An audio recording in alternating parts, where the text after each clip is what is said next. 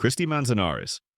On July 25, 2017, 39-year-old Kristy Manzanares from Utah was on a family cruise to Alaska aboard the Emerald Princess. She was sharing a cabin with her husband, Kenneth, and their children. It was supposed to be a once-in-a-lifetime trip. Glaciers outside, shows and dinners inside, photos on the balcony at night. That evening, after 9 p.m., an argument broke out in the cabin. Court records later said it started over family issues and a comment about Kenneth's behavior toward their children. Voices rose. The fight moved from words to blows. In the tight space of a cruise cabin, there is nowhere to step away when someone snaps. Kenneth began beating Kristy in the head and face. Witnesses later told investigators they heard screams and thuds through the wall. At one point, relatives tried to get in. A child reportedly saw part of the attack and ran for help. When security finally reached the room, they found Kristy lying on the floor, bleeding badly from severe head injuries. Blood spattered the walls and furniture. The ship's medical staff tried to treat her, but the damage was too great. She died in the cabin, still inside the dream vacation that had turned into a crime scene. Later, Kenneth Manzanares pleaded guilty to second-degree murder and was sentenced to 30 years in prison. The violence was not a mystery accident or a fall. It was a direct, brutal beating, carried out in a room barely larger than a parking spot, with Kristy's last moments filled with pain and fear instead of the calm sea she had come to see. Chloe Wiegand. On July 7, 2019, 18-month-old Chloe Wiegand was on Royal Caribbean's Freedom of the Seas with her parents, grandparents, and siblings. The ship was docked in San Juan, Puerto Rico. Inside one of the children's play areas known as the H2O zone, there was a bank of large windows looking out over the port. Some panes were fixed, one was open for ventilation. Chloe's grandfather, Salvatore Anello, carried her over to the windows so she could bang on the glass, something she liked to do at her older brother's hockey games back home. He lifted her up and placed her on a low rail by the window, believing there was glass in front of her. But the pane was open. In seconds, she slipped from his hands and disappeared through the opening. She fell from the 11th deck to the concrete pier below, a drop of around 100 feet. Dock workers and emergency crews rushed to her, but the impact was unsurvivable. She died almost at once. The case drew worldwide attention. Her grandfather said he did not realize the window was open. The family sued Royal Caribbean, arguing that having an open window in a children's area at that height was unreasonably dangerous. The cruise line blamed the grandfather's actions. Security video later showed the moment she fell. For Chloe, there was no slow fade, no hospital fight. Her last experience on the ship was being lifted to see outside, then a sudden empty space, a long fall, and a hard surface far below.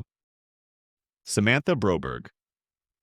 On May 13, 2016, 33-year-old Samantha Broberg of Arlington, Texas, was sailing on the Carnival Liberty on a 4-day cruise from Galveston to Mexico. Late that night, after hours of drinking, she went out onto one of the open decks with friends. Carnival's later review of security footage showed her around 2 a.m. near a railing on Deck 10. In the video, she climbs onto the rail and sits facing the water, with nothing between her and the dark gulf below. There is no harness, no net, no backup barrier. At some point, she loses balance. The footage, described in court filings and news stories, shows her tipping backward and falling into open space. No one notices immediately. The ship keeps moving through the night. By the time the ship realizes she is missing, hours later, she is far from where she fell. The U.S. Coast Guard launches a search covering hundreds of square miles of ocean, but never finds her. She is presumed to have drowned. Unlike a quick impact on land, going overboard at night means a different kind of suffering. A sudden fall, cold shock on hitting the water, darkness, waves, and the slow, terrifying awareness that the ship is moving away. Investigators concluded she had been heavily intoxicated. A federal judge later ruled Carnival was not responsible for her death. To the law, the key fact was that she chose to climb onto the rail. To her body, the key fact was that once she slipped, there was no way back. Her last moments were falling past painted steel, striking rough water in the dark, and fighting a losing battle with waves and exhaustion somewhere in the Gulf. Dulcie White. On October 22, 2024, 66-year-old Dulcie White, a retired librarian from upstate New York, was on a Taylor Swift-themed cruise aboard Royal Caribbean's Allure of the Seas. The ship was sailing near the Bahamas, about 17 miles north of Nassau. White had purchased an unlimited alcoholic beverages package. Over about 6 hours that afternoon and evening, bar records and a later lawsuit say she was served at least 7 alcoholic drinks. Her daughter later said her mother was visibly very drunk. Sometime that night, she went out alone onto her private balcony. According to court documents, she climbed up onto the balcony railing. In her unsteady state, with the ship moving and the wind pushing against her, she lost her footing and fell over the side. There were no safety nets below, only open air and ocean. She plunged down into the dark water. No one saw her fall in time to throw a ring or sound an alarm. When her family realized she was missing, the ship began searching and alerted authorities. But by then, the ship had traveled on. Her body was never recovered. At sea, a fall from a high balcony is not just a drop. It is a hit on the surface like concrete, followed by disorientation and cold shock. Even if a person survives the first impact, they face waves, distance, and fatigue.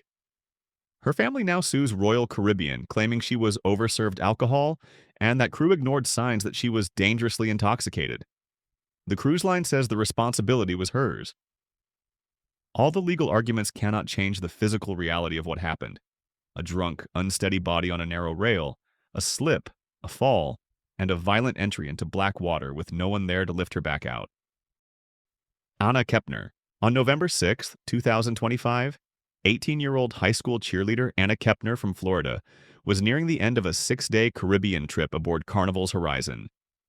She was traveling with her father, stepmother, 3 step-siblings, and grandparents. That night, she told family she wasn't feeling well and went back to her cabin. She shared that small room with her 16-year-old stepbrother and a younger brother. Sometime after that, behind the closed door, something went terribly wrong.